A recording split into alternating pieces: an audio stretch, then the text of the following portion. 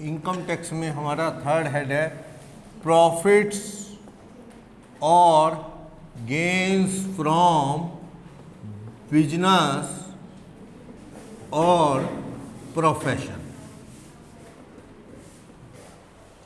जिसे पीजीबीपी से डिफाइन करते हैं। प्रॉफिट और गेन फ्रॉम बिजनेस और प्रोफेशन, पीजीबीपी। पीजीबीपी में एक सेक्शन है charging section 28।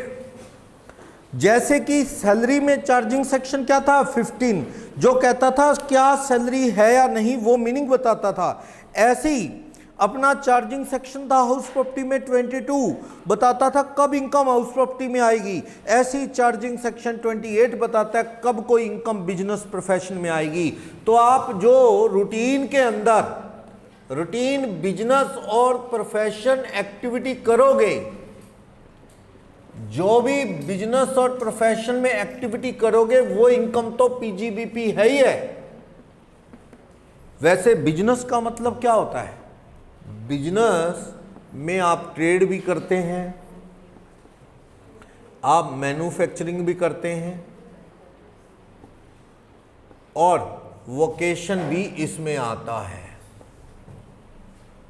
Anything done to earn livelihood, तो कुछ भी कमाने के लिए ट्रेड, मैन्युफैक्चरिंग, चाहे होलसेल, चाहे वोकेशन, चाहे और कम्युनिकेशन के मीन। एक होता है प्रोफेशन। प्रोफेशन में क्या होता है? On the basis of specified qualification, qualification के बेस पे you are providing services or being provided, services provide करते हैं। तो ये आपका प्रोफेशन है। सीए, डॉक्टर, एडवोकेट, आर्किटेक्ट है कोई, ये सब लोग क्या हैं? प्रोफेशनल। अगर कोई टीचर है वो डिग्री के बेस पे पढ़ा रहा है, डॉक्टर अपना काम कर रहा है, कोई सीए है वो सीएस है या एडवोकेट, ये सब प्रोफेशनल हैं।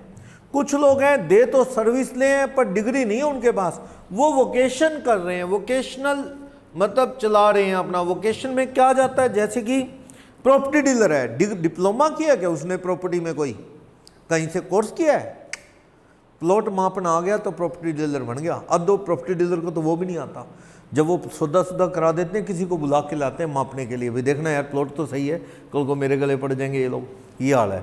तो उनके पास कोई डिग्री नहीं होती, तो वो फिर भी काम धंधा सर्विस तो दे रहे हैं ना। कटिंग करने वाला, उसने किया कोर्स कोई कटिंग का, यूट्यूब से देख लेते हैं वही पढ़ जाते हैं, तो वो डिग्री नहीं है पर काम तो दे आर प्रोवाइडिंग सर्विस, वो भी बिजनेस है। चलो बिजनेस हो या प्रोफेशन, इनकम तो किस चैप्टर में आनी है? बिजनेस और प्रोफेशन में। एक चोर है, इनकम फ्रॉम थेफ्ट, कहता वैसा मेरा क्या करता, कहते चोरी, कहता वो तू खुद बोल रहा है, कहता हाँ ईमानदार हूँ, कहता काम में अपने चोरी करना काम है, तो भी वो इस चैप्टर में पढ़ा जाएगा। अब आपको जी ये क्या फालतू की बात है, चोरी की इनकम कोई बताता है? इनकम टैक्स कहता है रूल तो हमें बनाना पड़ेगा, कोई आके बता दे तो क्या रूल तब बनाने बैठेंगे? कोई आ गया कहता लो जी जो सजा होएगी वो पुलिस जानती है, इनकम टैक्स ने क्या लेना है? इनकम टैक्स लो, अपना काम छोड़ो। ये चालान काटने वाला है, देखो चालान काटने वाले ने हाथ दे लिया, गाड़ी रोक ली, उसको कहते हैं हाँ किसने गिफ्ट दी गाड़ी? कहना, कहते शादी में मिली है, कहना उसका मतलब है इन चीज़ों से कोई? तो अपना चालान काट, तू उसका लाइसेंस देख, उसका पोल्यूशन कार्ड देख, ये देख, क्या तेरे को देख के नहीं लगता? कहता तेरी है ये। तो भाई जो मर्जी हो, तू अपने डॉक्यूमेंट देख, चालान काट, फालतू की बातों में मतलब ना रख। इनकम टैक्स को इससे कोई मतलब नहीं है गलत है या सही है। इनकम टैक्स कहता है इनकम इनकम होती है, वेदर इट इज लीगल और इलीगल। हमारा काम क्या है? टैक्स लगाना, टैक्स लगाना। तो रूल बनाने पड़ेंगे ना, पहले पूरे इंडिया में एक आदमी पे भी कोई रूल लग जाए तो बनाना तो पड़ेगा ना। कल को रूल ही ना हो तो किस हिसाब से हिसाब किताब होगा? तो रूल होना चाहिए। ठीक, इस चैप्टर में बिजनेस प्रोफेशन। तो ये क्या कहता है कि कोई भी, अगर आपका रूटीन कोई भी बिजनेस प्रोफेशन है, वो आपकी बिजनेस इनकम है। इट इंक्लूड्स, इसमें क्या क्या आता है? जैसे कि export incentive given by government, incentive given by government, सरकार आपको इनाम दे देती है, रख भाई तूने देश के लिए अच्छा काम किया, ये पकड़ लाख रुपए, तूने देश के लिए क्या किया है, एक्सपोर्ट किया है, तो ये इनाम भी आपकी बिजनेस की इनकम है। टैक्स भरा, इनडायरेक्ट टैक्स खर्चा वापस आ गया तो क्या होगी, इनकम, तो वो भी। या कंपनसेशन रिसीव्ड ऑन टर्मिनेशन और मॉडिफिकेशन ऑफ बिजनेस एजेंसी। मेरे पास कोई एजेंसी है दिल्ली की, 5 साल के लिए एजेंसी है, एग्रीमेंट है, मुझे कंपनी ने कहा सुमित तुझे दिल्ली की एजेंसी छोड़नी पड़ेगी, हम तुझे बॉम्बे की एजेंसी दे रहे हैं। मैंने कहा ऐसे कैसे भाई, बॉम्बे कौन जाएगा इतनी दूर, दिल्ली मेरे सारा समझ में आया हुआ सिस्टम, अभी तो 2 साल हुए हैं, 3 साल एजेंसी और है मेरी, क्या ना हम तो मॉडिफाई कर रहे हैं शर्तें, तुझे दिल्ली की जगह बॉम्बे की देंगे।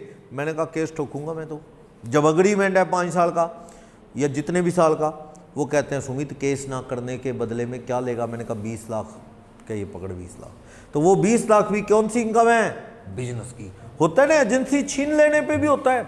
उन्होंने मेरी एजेंसी, मान लो कोई आईफोन की एजेंसी है मेरे पास, उन्होंने ले ली और किसी और को दे दी, तो मैंने कहा केस डाल लूंगा, कहते पैसे ले ले मुंह बंद करने के लिए, ले पैसे, तो वो पैसा भी बिजनेस की इनकम है। क्लियर। मैं कहीं नौकरी करता हूँ नहीं, मैं एम्प्लॉय नहीं हूँ, क्या मुझे फैसिलिटीज मिल सकती है, रेंट फ्री एकोमोडेशन मिल सकता है मुझे? जब मैं किसी का एम्प्लॉय नहीं, मुझे कौन रेंट फ्री एकोमोडेशन देगा, पर फिर भी मिल सकता है।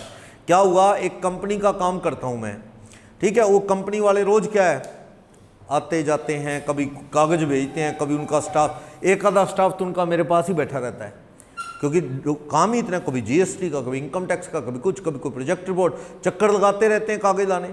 कंपनी वालों ने कहा सर आप ऐसा करो, कहता है एक रिक्वेस्ट आपसे। मैंने कहा क्या?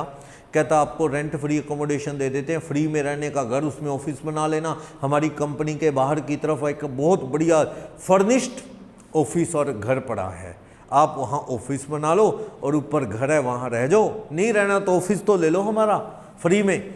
हमें क्या फ़ायदा हो जाएगा सर, हमारे लोगों का टाइम बचेगा, धक्के खाने पड़ते हैं उनको, इधर आना पड़ता है, ठीक है, आपको तो ऑफिस चलाना है, आप उधर चला लो।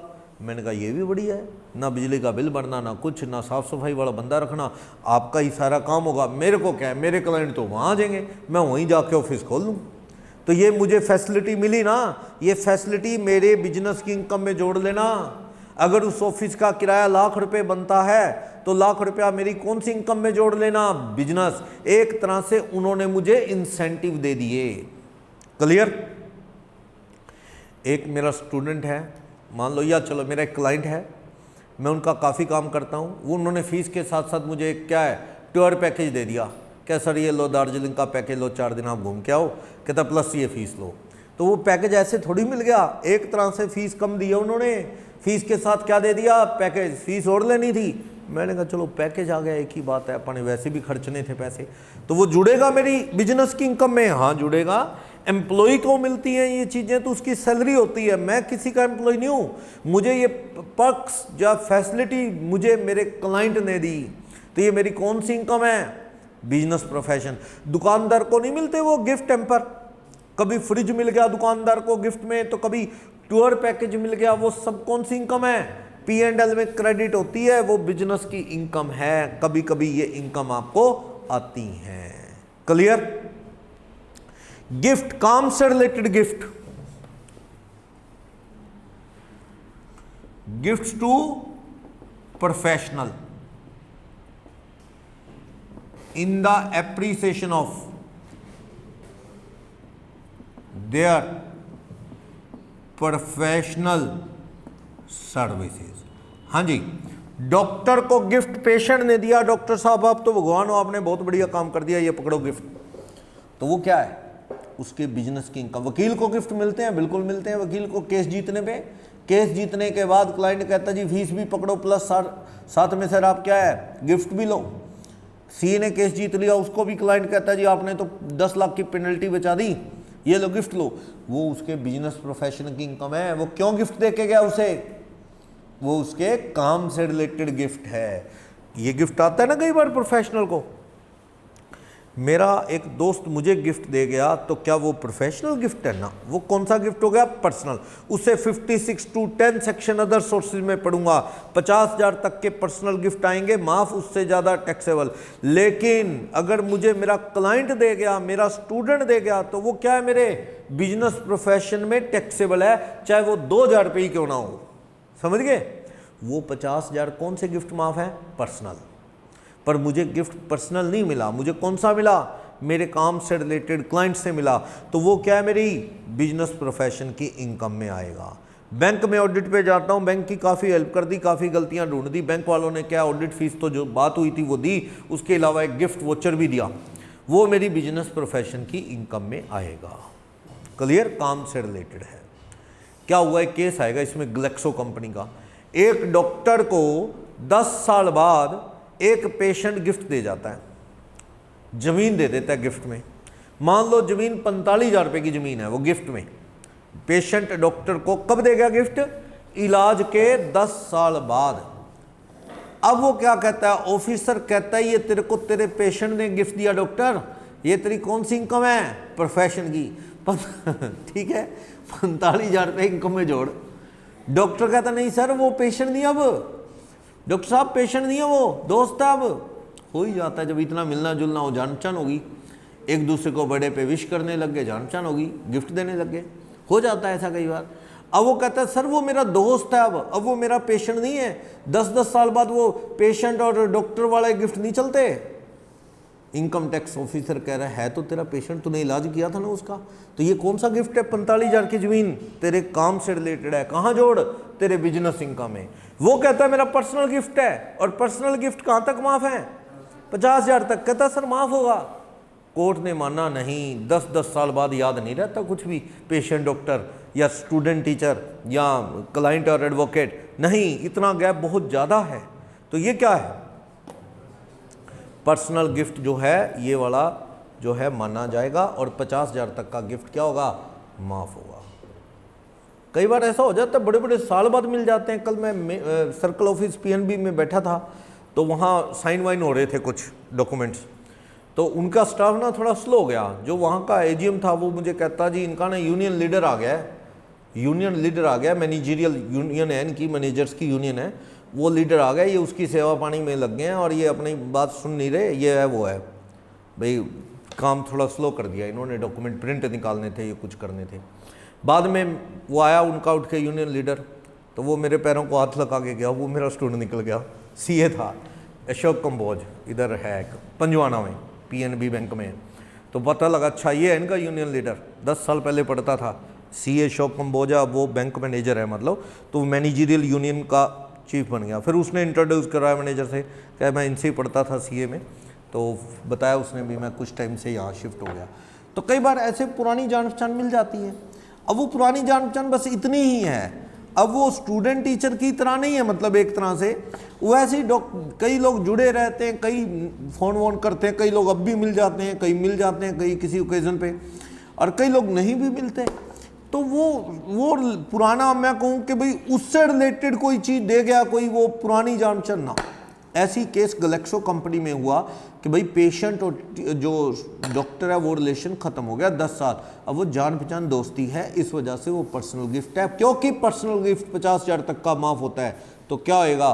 माफ़ होगा। झगड़े ही झगड़े है, कोर्ट में केस चलते हैं ये। चलो और सुनो, अगर आप शेयर ब्रोकर हो, सिक्योरिटी ब्रोकर हो,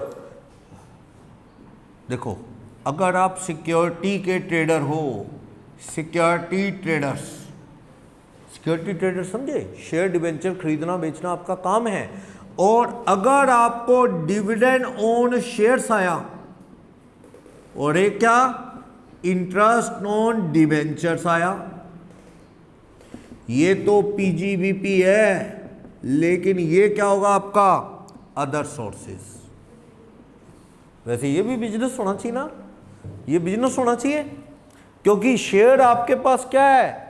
एज अ स्टॉक, एक इन्वेस्टमेंट नहीं है, आप शेयर ट्रेडर हो, शेयर बेचना खरीदना आपका बिजनेस है। Share and debenture all are the part of business stock, then also share का dividend will be consider as the income under the head other sources. लेकिन डिवेंचर का इंटरेस्ट, क्योंकि share trader हो, debenture trader हो, debenture का interest क्या होगा आपका, पीजीबीपी। मेरा काम है शेयर का डिवेंचर का ना, मुझे डिवेंचर का इंटरेस्ट आएगा, कौन सी इनकम है, अदर सोर्सेज। लेकिन शेयर ब्रोकर को डिवेंचर का इंटरेस्ट आएगा तो क्या है, लेकिन मुझे शेयर पे डिविडेंड आए, अदर सोर्सेज। शेयर ब्रोकर को भी शेयर पे डिविडेंड आए, अदर सोर्सेज। ये एक्सेप्शन है, क्या करें, इनकम टैक्स का रूल है।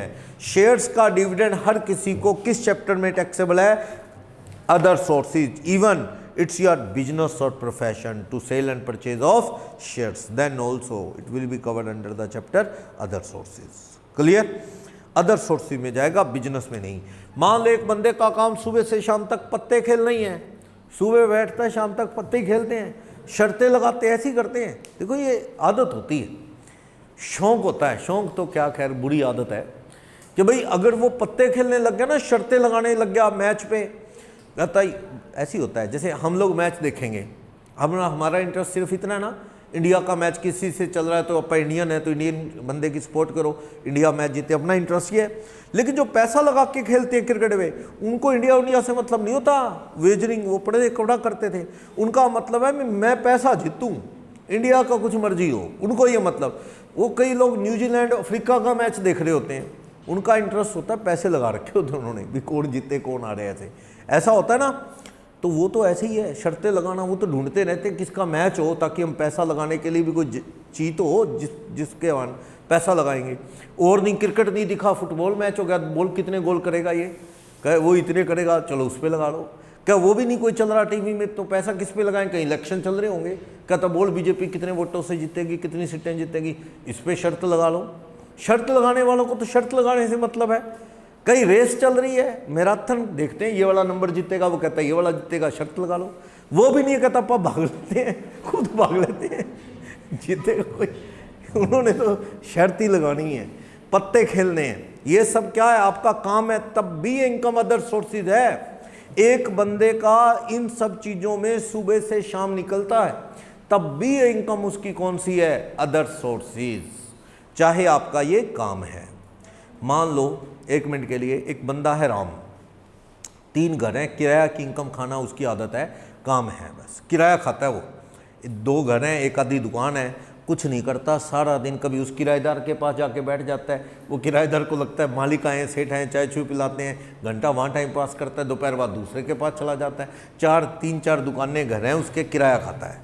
उसकी किराए की इनकम कौन सी है, उसकी किराए की इनकम हाउस प्रॉपर्टी है। Even letting out of your properties, your business, then also it will be covered under the house property. But exception मैंने बताया था, कोई कंपनी है जिसके ऑब्जेक्ट क्लोज में लिखा है लेटिंग करना और ये बड़े बड़े मॉल चलाना, होटल चलाना, फिर वो क्या है आपकी इनकम, वो फिर इनकम होगी बिजनेस। ऐसा है, देखो कंपनियों का तो कोई घर थोड़ी देंगे, कोई कंपनी मोहल्लों में घर खरीदती है क्या किराए की इनकम कमाने के लिए, नहीं। कंपनी तो क्या खरीदेगी, जैसे हुड्डा डीडीए के फ्लैट वो खरीदेगी, बड़े बड़े फ्लैट, मल्टी स्टोरी बिल्डिंग वो किराए पे चढ़ाएगी, मॉल बनाएगी, उसके अंदर दुकानें किराए पे चढ़ाएगी। वो किसी गली में 10 बाय 10 की दुकान थोड़ी खरीद के किराए पे चढ़ाने का काम करेगी। जिस कंपनी का काम प्रॉपर्टीज किराए पे देना मेन ऑब्जेक्ट ऑफ मेमोरेंडम में है, तो उनके लिए रेंटल इनकम किस चैप्टर की इनकम होती है, बिजनेस। लेकिन आप, मैं 2-4 अगर इधर उधर किराए पे दे भी दें, तब आपकी इनकम तब भी कौन सी रहेगी, हाउस प्रॉपर्टी। लगता है कि जो खाता ही वो इसकी इनकम है, तब भी वो इनकम कौन सी रहेगी, हाउस प्रॉपर्टी। बिजनेस होते लगते हुए भी बिजनेस नहीं। पत्ते खेलना काम है, शर्तें लगाना काम है, तब भी वो इनकम बिजनेस नहीं, अदर सोर्सेज। शेयर खरीद बेच आपका काम है, तब भी इनकम क्या आपकी, बिजनेस नहीं, अदर सोर्सेज। क्लियर है ये, बोलो कब किस चैप्टर में आएगा। और देखो स्पेकुलेशन भी एक बिजनेस है, स्पेकुलेशन भी बिजनेस है। स्पेकुलेशन बिजनेस की इनकम भी बिजनेस चैप्टर में टैक्सेबल है। स्पेकुलेशन का मीनिंग समझते हो क्या,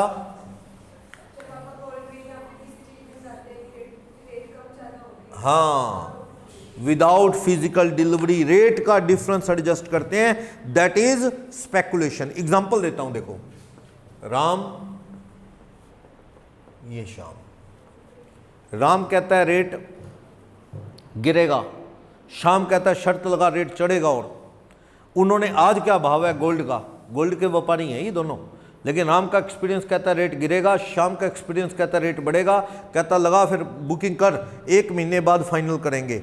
आज बुकिंग कर ली उन्होंने, मान लो कितने की, 1 किलो सोने की, 1 किलो सोने की बुकिंग कर ली। 1 किलो सोना कितने का होएगा, लगभग 55 लाख, कितना चल रहा है 50-55 हज़ार रुपये पर 10 ग्राम यानी तोला, तो लगभग 55 लाख रुपए किलो हो गया, यही होगा ना।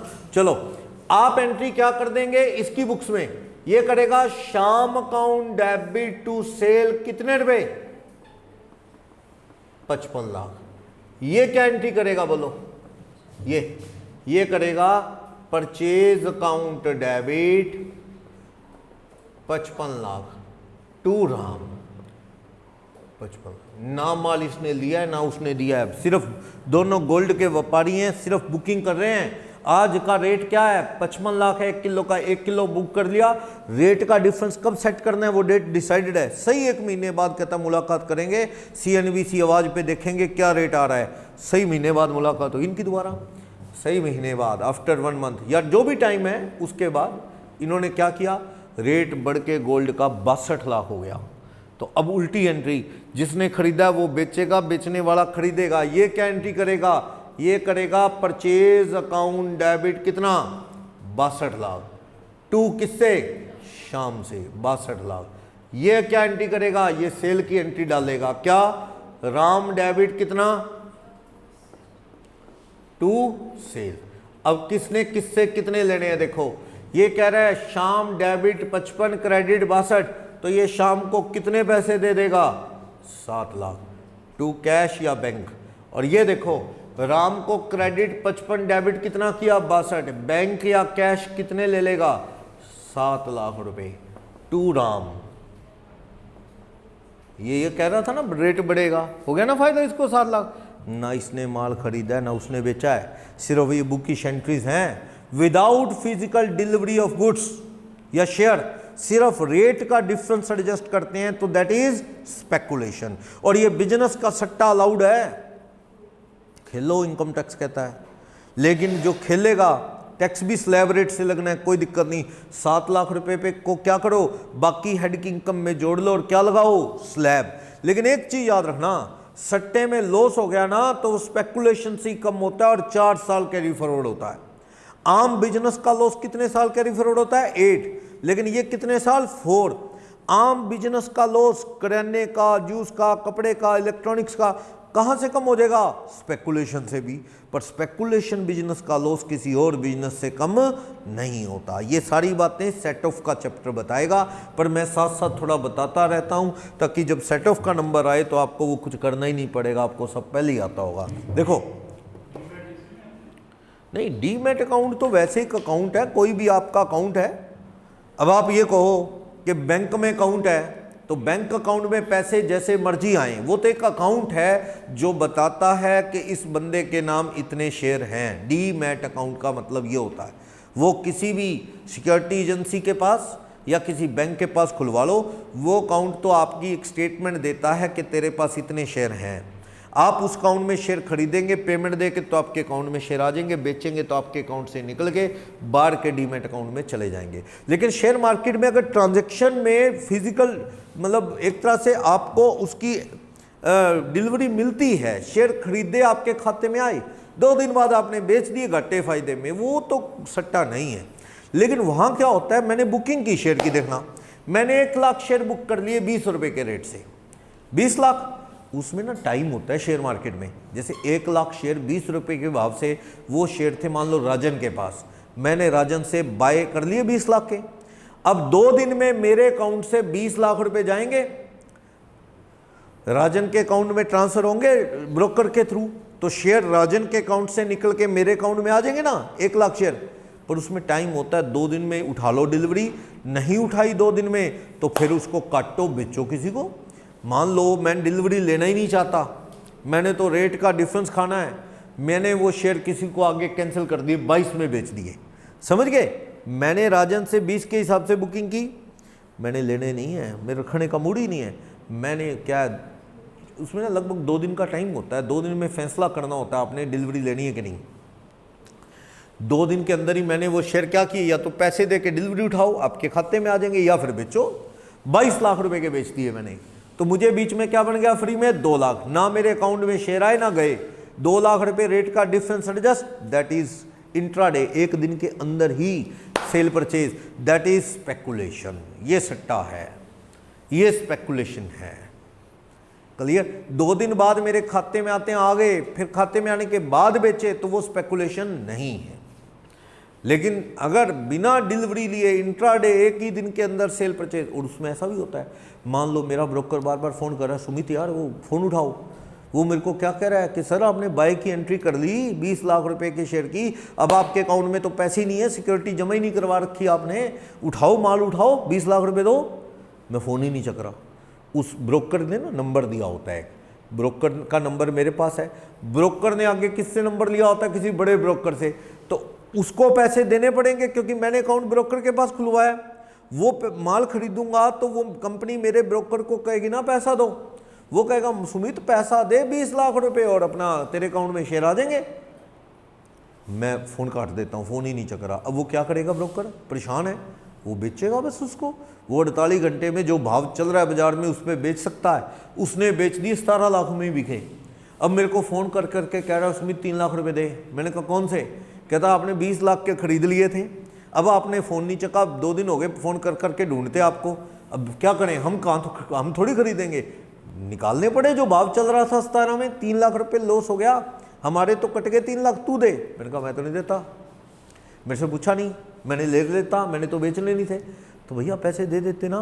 ये झगड़े होते हैं बाजार में, ये फैक्ट बता रहा हूँ, ये झगड़े होते हैं मार्केट में। गुड फेथ में ब्रोकर जान पहचान वालों को कहता है भी कोई नहीं कर लो, ट्रेडिंग कर लो, उनको होता है भी कभी इतना लॉस होता ही नहीं, 5-4 लाख रुपए सिक्योरिटी ले लेते हैं वो। अब मेरा लॉस हुआ 20-30 हज़ार, क्या चिंता है ब्रोकर को, खाते में से काट लेगा। लेकिन पंगा तब है, मान लो मेरे को उसने कर सुमित तू 50 लाख तक का माल खरीद ले, मैं कोई दिक्कत नहीं, सिक्योरिटी 5 लाख दे दे बस। मैंने 5 लाख रुपया मेरा जमा है ब्रोकर के पास, उसके अकाउंट नंबर पे मैंने कितना माल खरीद लिया, 50 लाख। 2 दिन में पेमेंट दो, माल चको वहाँ से मेरे खाते में आएंगे, पर मैंने नहीं दिए। वो फ़ोन कर रहा है और बाद में 38 लाख रुपए के उसने कैंसिल किया सौदा, 38 लाख में बेच दिए। कितना नुकसान हो गया, 12। मेरे अकाउंट के 5 लाख जब्त कर लिए उसने, अभी भी कितने लेने उसने मुझसे, 7। बार बार फ़ोन कर रहा है 7 लाख दो। मैंने कहा भाई मैं तो नहीं देता, तूने बेचे किससे पूछ के। कहता क्या करता मैंने कहा जो मर्जी करता, खरीद लेता एक बार, मैं कौन सा भागा जा रहा था, वो किस किस के खरीदेगा। ये झगड़े होते हैं। चलो ये तो शेयर मार्केट की ट्रांजैक्शन है, बहुत कुछ है शेयर मार्केट में।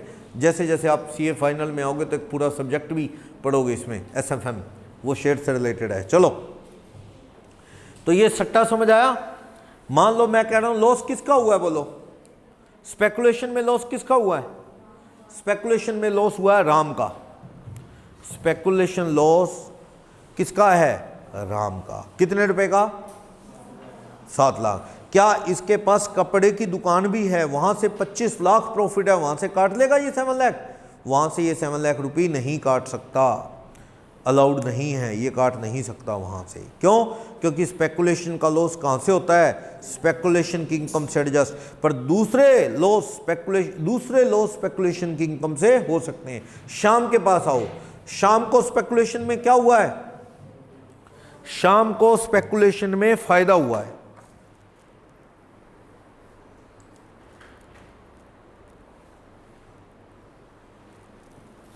शाम को स्पेकुलेशन में फायदा हुआ है, कितने रुपए, 7।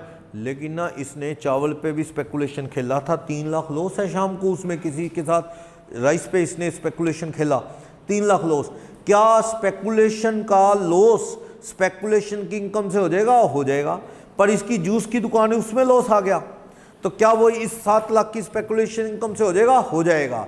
यानी एक आम बिजनेस का लॉस स्पेकुलेशन की इनकम से कट सकता है, पर speculation loss can't be deducted out of any other business income. It must be deducted out of speculation income only. किसी और इनकम से एडजस्ट नहीं हो सकता। बोलो कोई डाउट।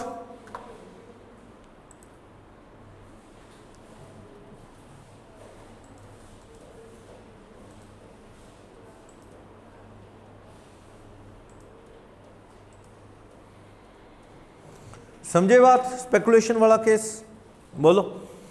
और ना मार्केट में लोग ना नंबर लगाते हैं, जैसे सट्टा ना, आम आदमी से पूछो ना, बस स्पेकुलेशन या सट्टे को बस ये शर्तें लगाना, पत्ते पुत्ते खेलना, इसको सट्टा ही कह देता है वो आम लैंग्वेज में। हम इनकम टैक्स के स्टूडेंट हैं, हम उसे नहीं सट्टा बोलते, वो सब कुछ कैजुअल इनकम होता है जिसे दुनिया सट्टा बोलती है, that is casual income. Other sources में जाती है, पत्ते खेलना, बारिश होने ना होने पे शर्तें लगाना, बीजेपी कांग्रेस पे बेट लगाना, F1 रेस में पैसा लगाना, ये सब कुछ क्या है, ये कैजुअल इनकम है। लॉस, कैजुअल लॉस, उसका लॉस तो कहीं नहीं एडजस्ट होता, पढ़ेंगे अदर सोर्सेज में। मैंने पत्ते खेले, 4 लोगों से 4 लाख जीत गया, एक से खेले 3.5 हार गया, एंड में रिजल्ट मेरे पास 50,000 है ना। इनकम टैक्स कहता है जो हारा है उसे भूल जा, जो जीता 4 लाख उस पर टैक्स। मैंने कहा ये क्या मतलब, कहता है ऐसे ही होता है कैजुअल इनकम में, लेकिन सट्टा और चीज़ है, ये एडजस्ट हो जाता है, वो कैजुअल है। मार्केट में ना एक नंबर लगाते हैं लोग, ऐसा होता है जैसे 100 रुपये 1 रुपया लगाओ, वही नंबर आ गया तो 80 गुना मिलेंगे, 90 टाइम मिलेंगे, ऐसे नंबर लगते हैं बाजार में। वो भी है इसी कैटेगरी में कैजुअल, उसे वैसे सही नाम है उसका, मटका लगाते हैं, वो मटका बोलते हैं उसे, वो सट्टा नहीं होता, वो भी कैजुअल इनकम है।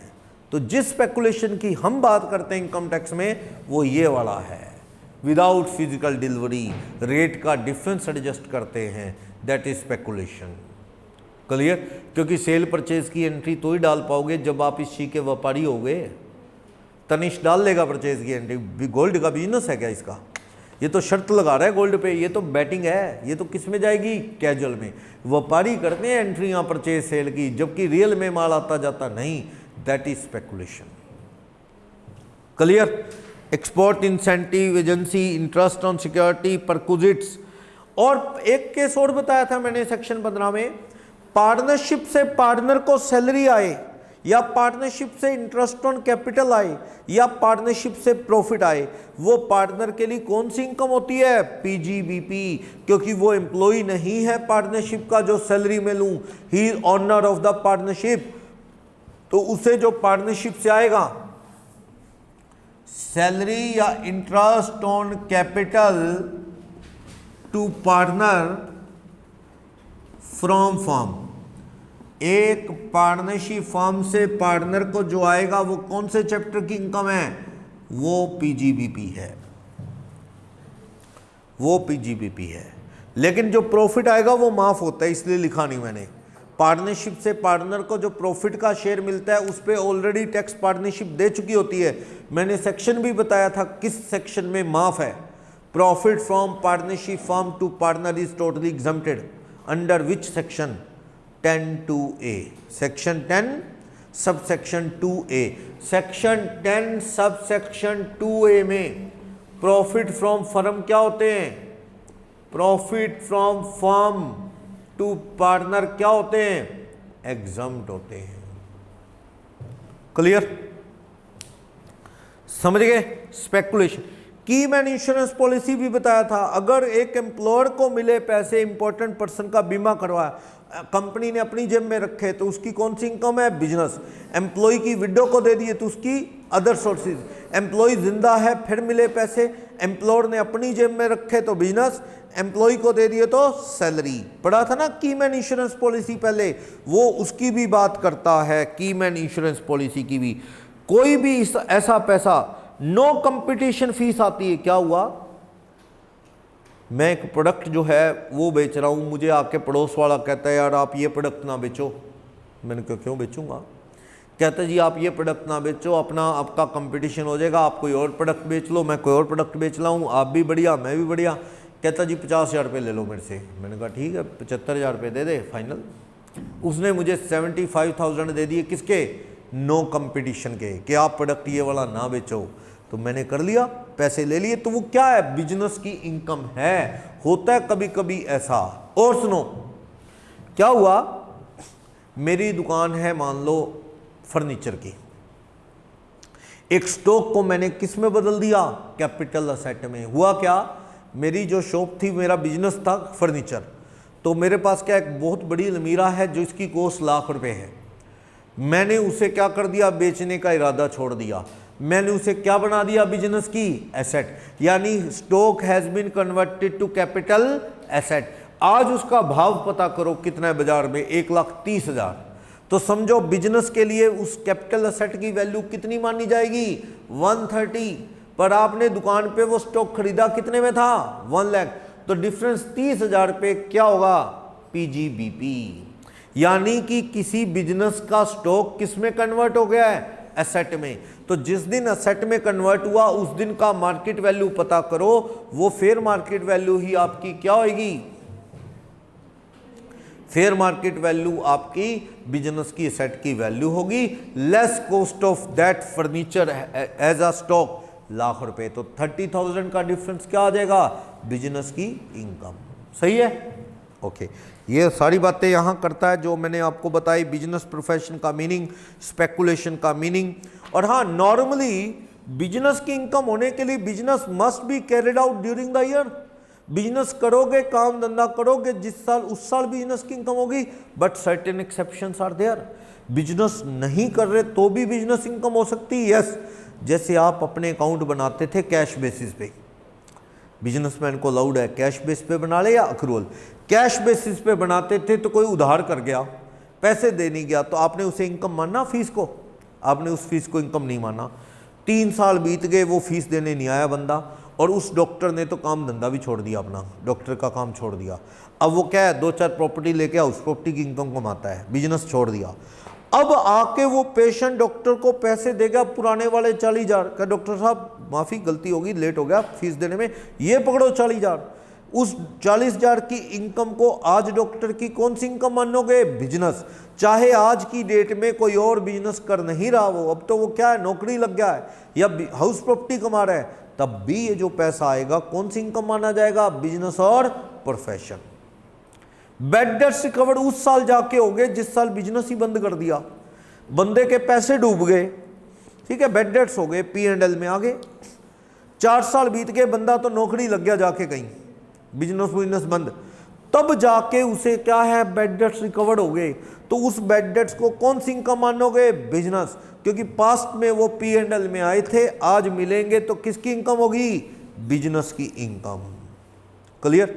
एक केस सुनना, साइंटिफिक रिसर्च की एसेट्स थी 4 लाख की या 40 लाख की, ठीक, 40 लाख P&L में आ जाता है, आ जाता है 40 का 40, लेकिन due to insufficient profit P&L में 30 आया, कितना रह गया अभी अनअब्जॉर्ब्ड, 10। अब आपने रिसर्च कर दी बंद, रिसर्च आपने बंद कर दी, अगले साल बिजनेस भी बंद कर दिया, जाके नौकरी करने लग गए। अब वो 10 लाख की जो असेट थी ना, वो बेच दी, वो असेट बिक गई मान लो 45 लाख में। कितना सरप्लस आ गया, बैलेंसिंग चार्ज या सरप्लस 35। पास्ट में डेप्रिसिएशन कितना लगाया है आपने, मतलब वो राइट ऑफ कितना किया है, 30 तक तो बिजनेस इनकम, उससे ऊपर क्या आएगी, कैपिटल गेन। तब चाहे बिजनेस नहीं कर रहे तब भी कौन सी इनकम आएगी, बिजनेस। पावर यूनिट में भी यही था कि आपने SLM लगा लिया, WDV बच गई, अब आपने बेच दी, फालतू में बैलेंसिंग चार्ज आ गया, तो वो जो जितना पास्ट में आपने डेप्रिसिएशन लगाया वहां तक क्या होगी, बिजनेस इनकम। चाहे जब बेची तब कोई बिजनेस कर ही नहीं रहे आप, तब भी कौन सी इनकम आएगी, बिजनेस। यानी कुछ एक्सेप्शन है कि no business is continuing, then also income can be treated as business income if it is related to past period। तो जैसे कि बेड डेट्स रिकवर्ड, असेट्स का सेल करना, उसमें ऐसा हो सकता है। वो सारी डिस्कशन अपने को यहाँ करनी है, सारे टॉपिक आप यहाँ पढ़ेंगे। कई बार क्या होता है, जैसे आपके पास लाइसेंस होता है, पूरे इंडिया का लाइसेंस है वो, या नॉर्थ इंडिया का है, कंपनी ने कहा नॉर्थ इंडिया का टेलीकॉम लाइसेंस तेरा कैंसिल करके हम तुझे साउथ इंडिया का देंगे, और ये पकड़ साथ में 10 लाख रुपए कंपनसेशन। तो वो कंपनसेशन एजेंसी की शर्तों में चेंज होने की वजह से मिलता है, ये आपकी बिजनेस प्रोफेशन की इनकम है। बाकी इसमें लॉसेस भी पड़ेंगे, कौन से अलाउड होंगे कौन से नहीं। होता है बिजनेस में, कोई एम्प्लॉई पैसे लेके भाग गया, कैशियर हमारा कैश लेके भाग गया, ढूंढे मिल ही नहीं रहा, क्या ये P&L में आएगा, आएगा। कैशियर के हाथ से कोई और लेके भाग गया, तो कैशियर को गन दिखा के कोई लेके भाग गया, तो आएगा P&L में, आएगा। किसी की आपने बिजनेस गारंटी दे दी पड़ोसी की कि ये दुकानदार नहीं देगा तो हम देंगे, और वो निकम्मा निकला, वो पैसे ही नहीं देता, तो आपको पैसे देने पड़ गए गारंटी के, तो क्या वो बिजनेस में आएगा, आएगा। आज हम किसी की गारंटी दे रहे हैं, कल को कोई हमारी गारंटी देगा, तो ये बिजनेस में अलाउड है, ऐसा होता है। क्लियर? तो ये सारी बातें यहाँ पे कर रहा है, बिजनेस में क्या आएगा क्या नहीं, नोट्स के अकॉर्डिंग अपन नेक्स्ट क्लास में कंटिन्यू करेंगे, अकॉर्डिंग टू नोट्स कंटिन्यू होगा ये टॉपिक, ठीक है। तो पढ़ते हैं कल इसको।